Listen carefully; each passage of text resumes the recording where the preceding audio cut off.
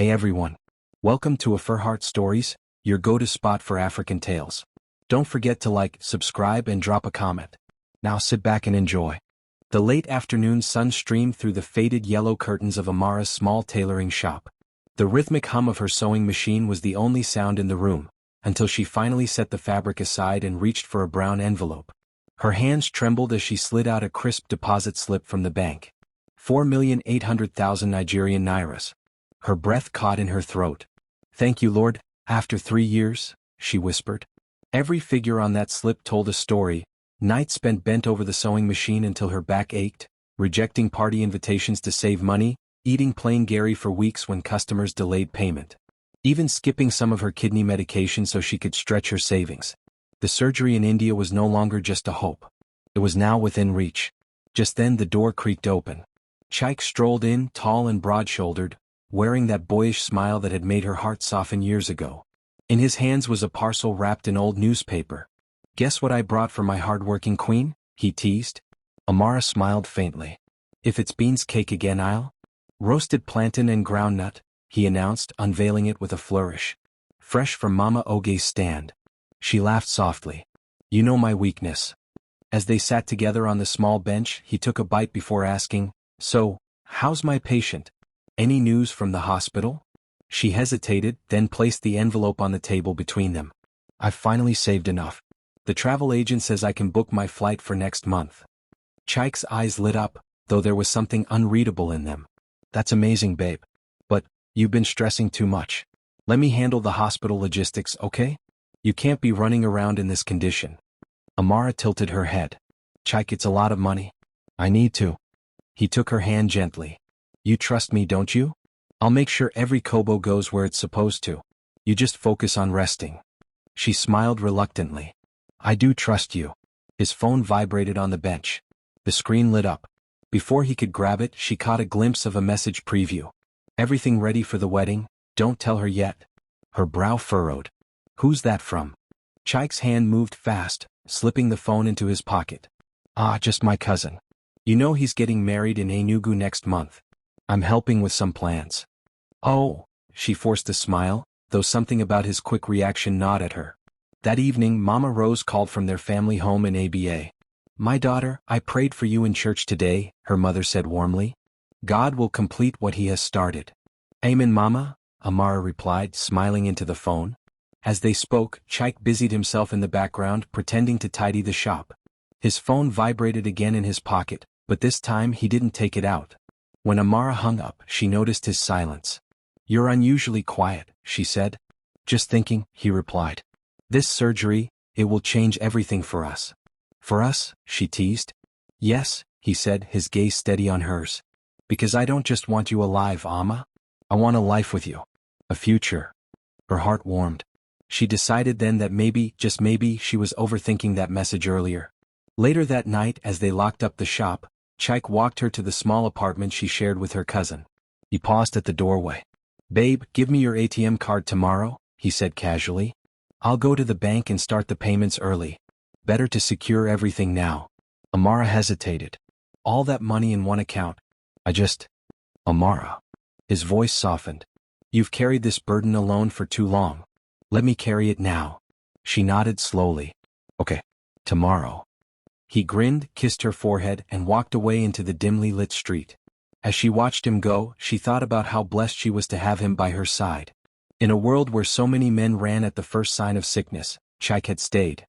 He had supported her through hospital visits, through days when her strength failed, through nights when she cried herself to sleep in pain.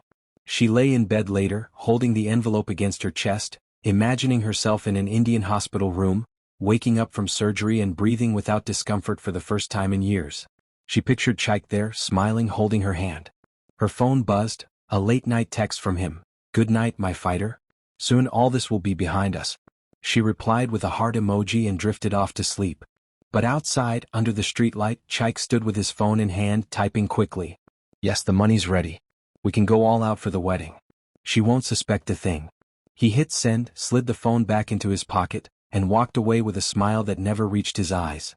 The next morning, Amara woke to the sound of her sewing machine rattling in her dreams.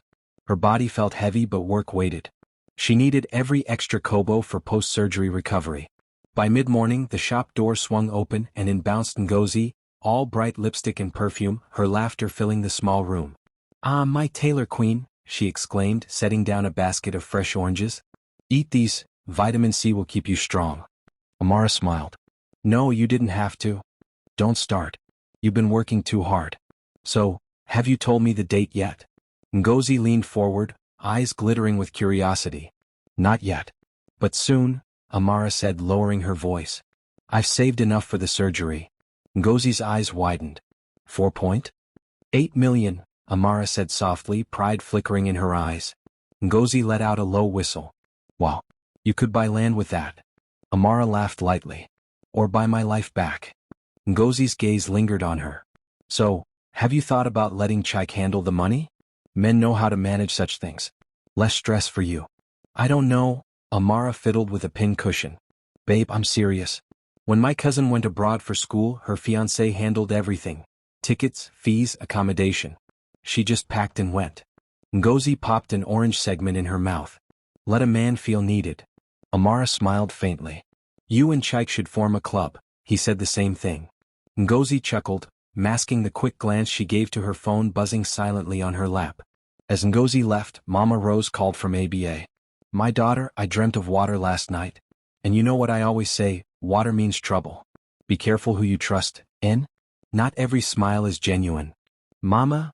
Amara sighed, smiling at her mother's old superstitions. "Ngozi is like my sister." "Just keep your eyes open," Mama Rose warned. That night Chike came by. After dinner he leaned back in his chair. "About that ATM card?" Amara hesitated, then pulled it from her wallet. "Don't make me regret this." He placed a hand over his heart. "Babe, I'd never." 1 week later, Amara walked into the bank with a bounce in her step. She'd decided to confirm that the payment to the hospital had gone through. The teller, a young man with kind eyes, keyed in her account number. His smile faded. "Ma, do you want a printout?" "Yes," she said slowly. When he handed her the slip, the world tilted. One transaction, 4.7 million Nigerian nairas withdrawn, cash 2 days ago. Her voice trembled. "This can't be right. My boyfriend." "Cash withdrawal," the teller repeated gently. "No reversal noted." Her chest tightened. She called Chike. No answer. Again and again. Nothing. Heart pounding, she rushed to Ngozi's boutique across town. Ngozi's eyes widened at the sight of her. "Mama, you look pale. Sit down." "Have you seen Chike?" Amara demanded. Ngozi shook her head. "Not since last week, I think." "Why?" "He withdrew all my surgery money," Amara whispered. Ngozi gasped, clutching her chest. "No. That's horrible." "I'm going to the police," Amara muttered. "Maybe wait," Ngozi said quickly. "He might be in trouble, or planning a surprise?" Mama Rose, when she heard, was furious. "Surprise coup? You'll march to the police station now." But that night, Amara received a short text from Chike. "Traveling for urgent business. We'll explain soon." 3 days crawled by. Amara's energy dipped, her breath grew shallow. Dr. Akin, her local physician, warned her, "You can't delay surgery, Amara. Your kidney function is dropping." After picking up her medication, she bumped into Adiz, a friend from university days. "Amma?" Adiz beamed. "You look tired.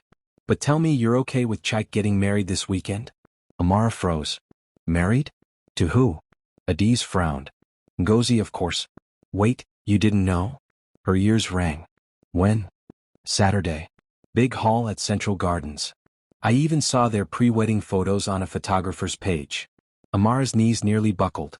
She mumbled an excuse and hurried home. Mama Rose found her sitting on the edge of the bed, silent. "What happened?" Amara whispered, "Ngozi and Chike." Mama Rose's eyes blazed. "Let's go there now."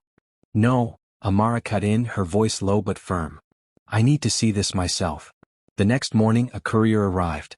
"Delivery for Miss Amara," he said, handing over a gold-trimmed envelope. Her fingers shook as she slid it open.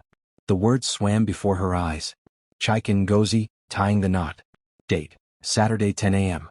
The date was the same as her planned travel for surgery. Mama Rose's voice broke. "So your life savings was worth funding their celebration?" Amara said nothing.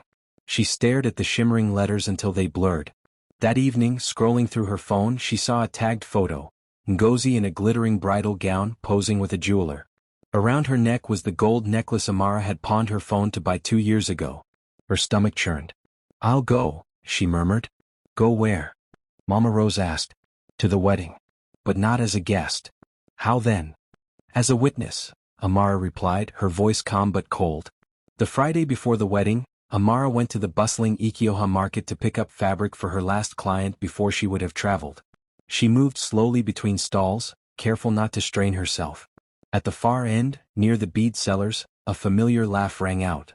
She froze. Ngozi. Dressed in a flowing yellow gown, she stood before a mirror, draping herself with a coral bead set. "How much for the complete set?" Ngozi asked the vendor. "Nigerian Naira 350,000, the woman replied. Ngozi opened her handbag and pulled out thick bundles of cash. "Pack it," she said, her tone casual, as if spending that amount meant nothing. Amara's stomach twisted. She stepped back into the shade of another stall, peeking between hanging wrappers. "Don't forget the tiara," Ngozi added. "And the imported veil I ordered. My husband-to-be wants everything perfect." Husband-to-be.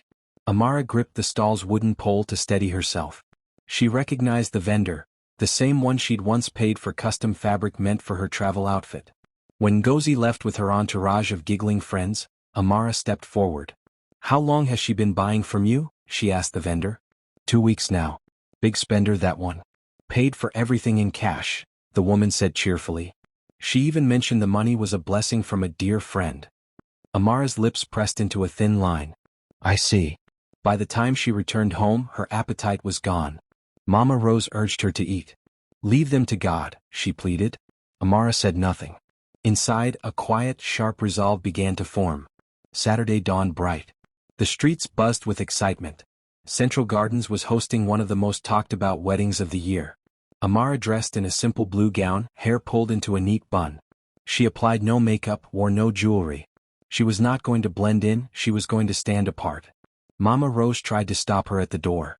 "Child, are you sure?" "Yes," Amara said. "I need to see what my life savings bought." At the venue, she slipped in unnoticed, blending with distant relatives and plus ones. The hall was a sea of gold and white. Chandeliers dripped crystal light, the stage overflowed with imported flowers, and waiters in matching uniforms glided about with trays of champagne. Amara's eyes scanned every detail, the decor, the live band, the catering spread. She knew the cost. She had priced similar services for her surgery trip. Every tablecloth, every bouquet, every plate of food screamed her stolen money. Then the drums rolled. Chaik entered, radiant in a white agbada embroidered with gold thread, his hand clasped around Ngozi's. The crowd erupted in cheers. Amara's nails dug into her palm until the skin hurt. She didn't cry. She didn't move. She simply watched. From across the hall, Chaik's gaze met hers briefly. For a flicker of a second, his smile faltered, then returned, wider than before. The pastor's voice rang out, rich and loud. "By the authority vested in me, I pronounce you husband and wife. You may kiss the bride." Chaik pulled Ngozi close and kissed her with a flourish, their guests clapping wildly. For Amara the sound blurred. Her chest tightened. Her breathing grew shallow. She rose from her chair, meaning to step outside for air, but the room tilted sharply. She stumbled toward the exit and collapsed just near the doors. Gasps rose from the crowd.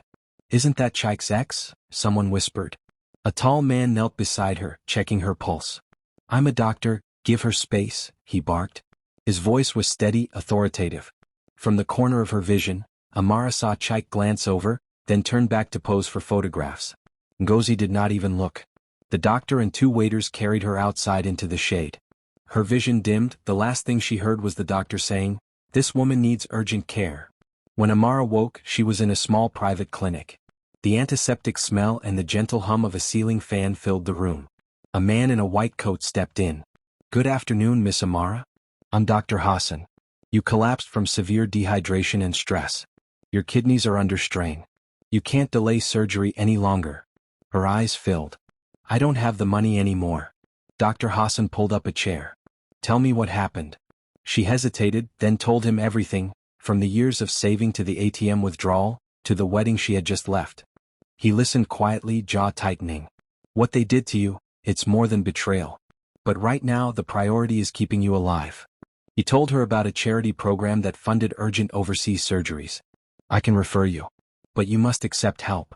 Amara shook her head. I've never taken charity. This isn't charity, he said firmly. It's a lifeline. She looked away, torn between pride and the will to live. Later that evening, Mama Rose burst into the clinic room, her wrapper tied tightly around her waist. Her eyes were red from crying. My child, she said, clutching Amara's hand, I should have stopped you from trusting that man. Mama, please? No. Mama Rose's voice trembled with rage. Ngozi, that snake. Chike, may God judge him. If you allow me, I'll call the radio station and expose. Mama. Amara's voice was quiet but sharp. If I survive this, they will regret it. But not like that. I will choose the time. Mama Rose exhaled slowly, gripping her daughter's hand. When Dr. Hassan returned, he placed the charity application form on the bed. If you want to fight back, you need to live to do it. Fill this out. Amara stared at the paper for a long moment. Then she picked up the pen. I'll do it, she said. Not just for me. For justice. 3 weeks later, Amara was seated in Dr. Hassan's office, the charity program approval letter in her hands. Her fingers trembled as she read. We are pleased to inform you that your application has been accepted. Surgery scheduled at Fortis Hospital, Mumbai. Tears blurred the words. I don't know how to thank you, doctor, she whispered. Dr. Hassan smiled gently. You can thank me by coming back healthy. The charity will cover surgery, travel, and post-op medication. Your job is to survive. Mama Rose clasped her hands together. God bless you, doctor. You have given my daughter back to me. The flight was booked for the following week. Amara spent her days quietly, telling only Mama Rose where she was going. She didn't want gossip or pity. On the morning of departure, as the airport bus pulled out of Owerri, she gazed out the window at the dusty streets, thinking of the years she had lived on those roads, sewing clothes for customers, eating roasted corn from roadside vendors, watching Chike walk her home under the flickering street lamps. Those days are gone, she murmured to herself. Mumbai was a blur of bright colors, chaotic traffic, and the sharp scent of spice. At the hospital, the nurses treated her with warmth, and the surgery was scheduled immediately. On the night before, Mama Rose sat beside her bed, holding her hand. You will come out of that theater healed. God's hand will guide them. I believe it, Amara whispered.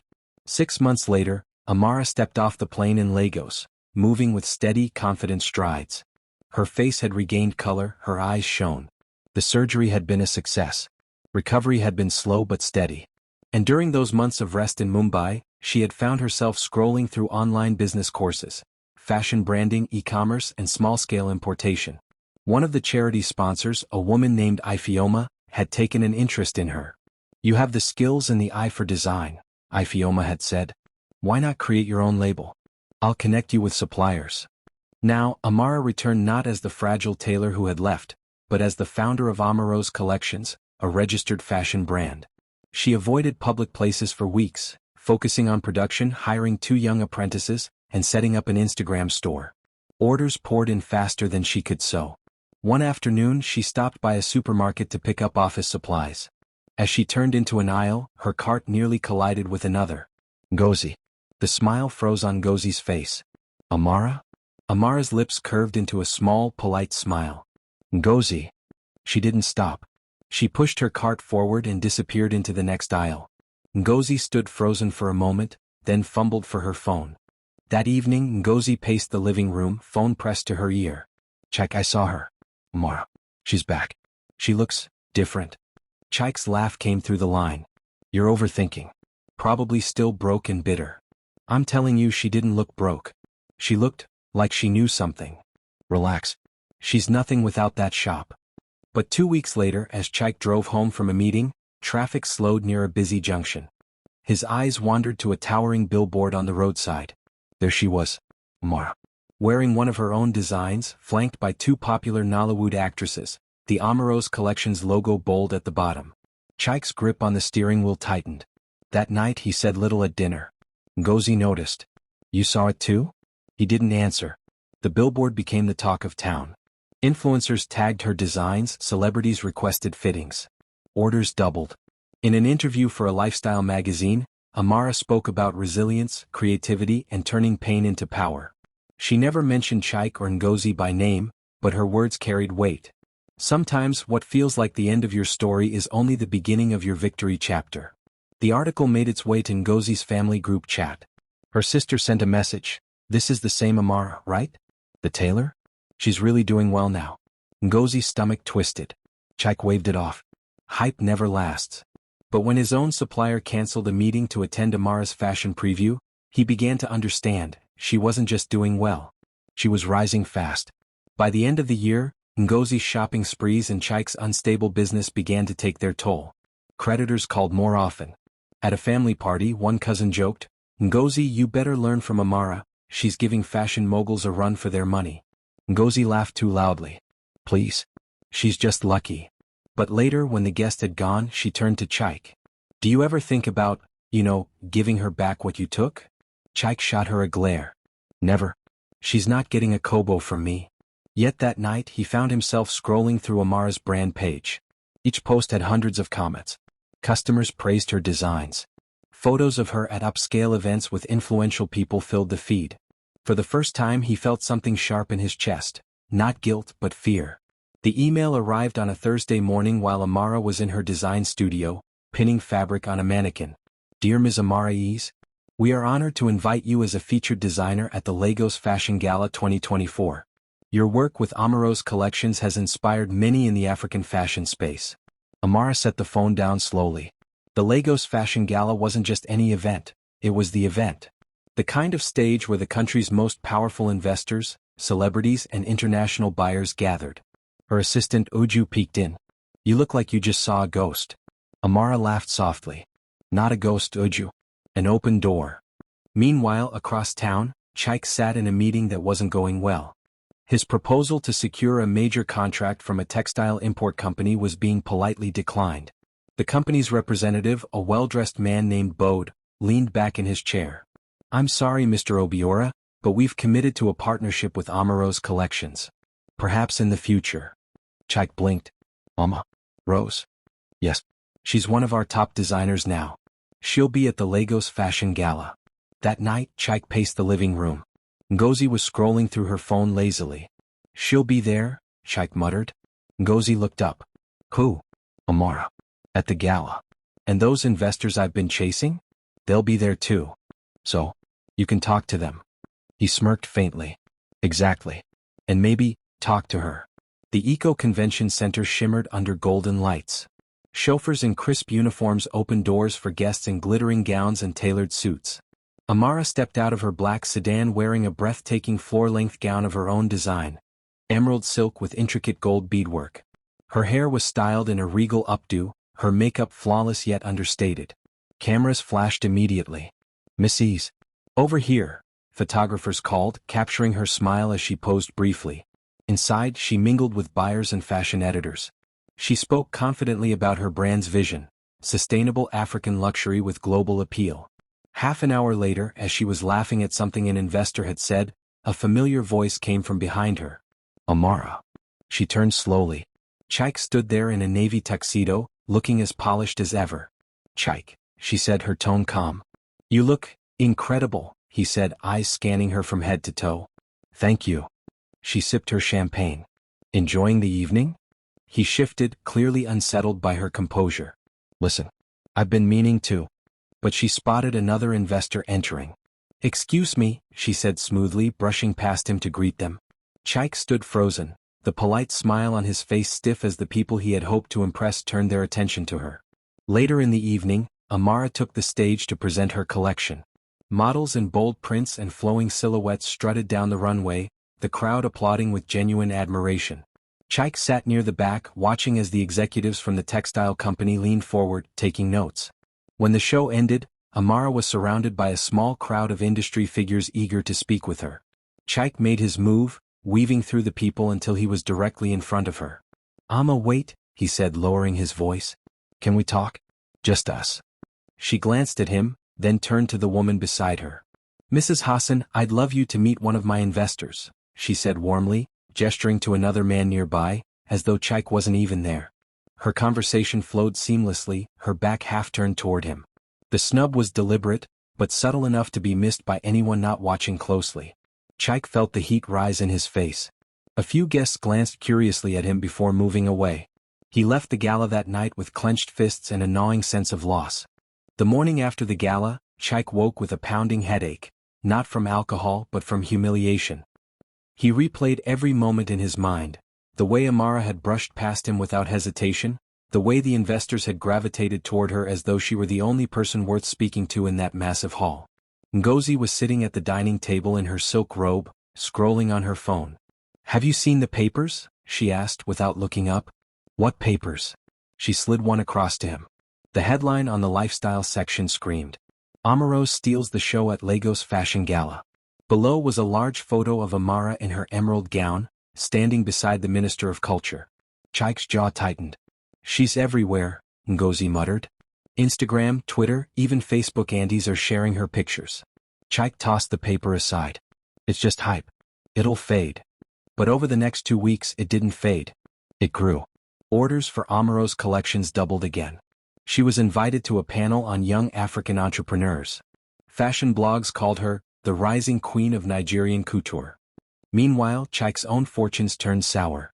His largest client, a textile retailer in Abuja, pulled out of a deal citing budget constraints. In truth, he knew the reason. They'd shifted their supply chain to Amara's. One afternoon, as he sat in his office staring at unpaid invoices, his phone buzzed. It was Bode, the textile executive he had met earlier in the year. "Chaik, I wanted to be honest with you," Bode said. "The board decided to end all pending negotiations with your company. Your competitor's numbers are better, and frankly her brand has the kind of image we want to align with." Chaik's voice was sharp. "And that competitor is Amara, right?" Bode didn't hesitate. "Yes, she's a star right now. People want to be associated with her success." When Chaik hung up, his palms were sweaty. He could feel the walls closing in. That evening, Ngozi confronted him in the living room. "Chaik, what's going on? Why are we getting calls from creditors? I thought you had that big textile deal secured." He ran a hand over his face. "It fell through." She crossed her arms. "And the others?" "They're on hold." Ngozi's lips tightened. "I hope you're not expecting me to start cutting back.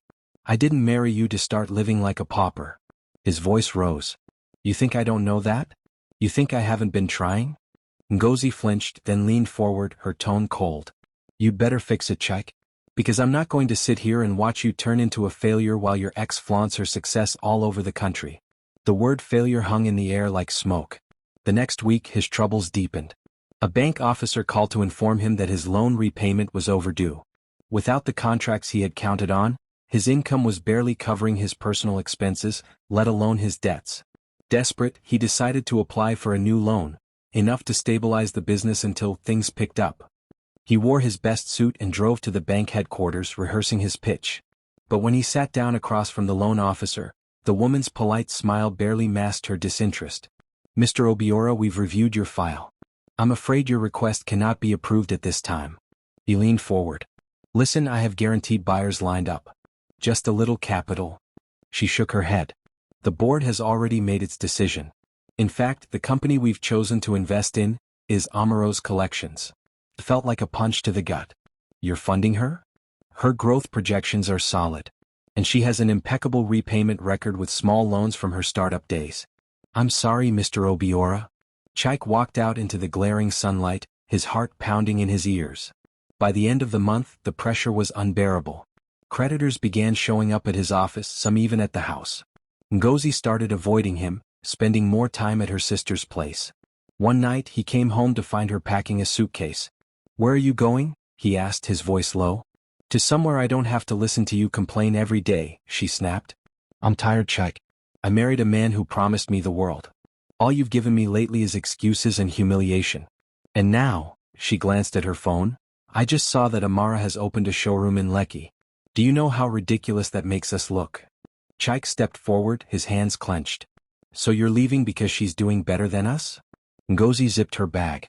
"I'm leaving because I'm not about to drown with you." The door clicked shut behind her, the sound echoing in the empty house. Chaik sank onto the couch, staring at the floor. The room was silent except for the faint buzz of his phone on the table. Another creditor. He didn't answer. Instead, he leaned back and closed his eyes, but all he could see was Amara at the gala. The effortless way she had commanded the room, the way people leaned in when she spoke, the quiet dignity in her smile when she ignored him. And for the first time he wondered if this was what real defeat felt like. The morning sun streamed through the wide glass windows of Amaro's Collection's new showroom in Lekki. The space smelled faintly of fresh paint and polished wood, the gleaming racks lined with her latest designs. Mannequins in the display window wore gowns that had taken months to perfect, each stitch a testament to resilience. Amara stood in the middle of the room, running her fingers over a silk dress. The journey here flashed before her eyes, the long nights in her tiny tailoring shop, the betrayal, the hospital walls, the charity ward in Mumbai, and the moment she had decided she would no longer just survive, she would thrive. Her assistant, Uju, approached with a beaming smile. Ma, the investor from Ghana, is here. Please show her to the meeting room, Amara said, her voice calm, confident. As Uju left, Mama Rose entered from the side door, her wrapper rustling softly. My daughter, she said, her eyes sweeping over the showroom, God has indeed done it. Amara turned and hugged her tightly. We made it, Mama. You made it, Mama Rose corrected, her voice thick with pride. And you did it without lowering yourself to their level. Amara smiled faintly. That was the sweetest part. They were interrupted by the sound of the showroom door opening. A man in a faded suit stepped in hesitantly. His eyes scanned the room until they landed on Amara. Check. He looked smaller somehow. His once broad shoulders were hunched, his eyes dulled. Even his expensive taste in suits had been replaced by something creased and worn. Amara, he said quietly. Uju froze near the counter, glancing at her boss for direction. Amara simply raised a hand, signaling her to continue her work. What do you want, Chaik? She asked, her tone neutral. He stepped closer but stopped a few feet away. I came to talk. Please. Mama Rose's lips pressed into a thin line, but she said nothing. I've been thinking a lot, Chaik began. About us. About what happened. I made mistakes. Big ones. I hurt you. And, he swallowed hard. I lost everything, Amara. Ngozi left. My business, it's gone. Amara listened in silence, her face unreadable. I'm not here to ask for money, he continued quickly. I don't even know why I came. Maybe to say I'm sorry. Or maybe because I can't stop seeing you everywhere, on billboards and magazines, on TV. You're doing what I always dreamed of doing. And you're doing it without me. He laughed bitterly. I guess I just wanted you to know, you won. For a moment the room was still. Then Amara spoke, her voice low but steady. Chaik, when you took my money you didn't just steal Naira. You stole time I needed to live. You stole my trust. And when I saw you and Ngozi walk into that hall on your wedding day, I thought it was the end of me. She stepped closer, her gaze unwavering. But here's the thing about people like me, we know how to start over. We know how to turn pain into something beautiful. So no, Chaik. I didn't win because you lost. I won because I chose not to become you. His eyes glistened. I don't expect you to forgive me. I know, she said simply. And I don't. He lowered his head, turned and walked toward the door. Mama Rose exhaled slowly after he left. You handled that well, my daughter. Better than I would have. Amara smiled faintly. My life is too full now to make space for revenge. Success is enough. Just then the Ghanaian investor stepped into the showroom. She was tall, elegant, with a commanding presence. Ms. Ease, your designs are remarkable, she said warmly. I believe we can open 3 Amaros branches in Accra within the year. Amara's heart lifted. That would be an honor. Please, let's discuss the details. They moved into the meeting room, where swatches of fabric and sketches lay neatly arranged. As Amara spoke about her vision, empowering young African designers, creating jobs for women, and building a brand that celebrated African heritage, she felt a deep, quiet joy settle over her. Hours later, when the investor left, Amara stood by the window watching the city bustle outside. Life moved forward and so had she. Uju brought her a cup of tea. Ma, the press wants to interview you for a feature on women redefining African fashion. Should I schedule it? Yes, Amara said. Let's keep telling the story. But let's make it about the work, not about the past. As evening fell, the showroom lights glowed warm against the gathering dusk. Mama Rose hummed softly as she tidied a display. Amara walked over and took her mother's hands. You know, Mama, she said, there was a time I thought my life ended the day Chaik betrayed me. Mama Rose smiled knowingly. And now? Now I know it was the day my life began. They stood there in the quiet, surrounded by the work of Amara's hands, the dreams she had rebuilt from nothing. Outside, the streetlights flickered on, casting a golden glow on the Amarose sign above the showroom door. Inside, Amara felt something she hadn't felt in years: peace. Liked it? Thumbs up, subscribe and join the AfriHeart fam. Your support fuels our stories. Until next time.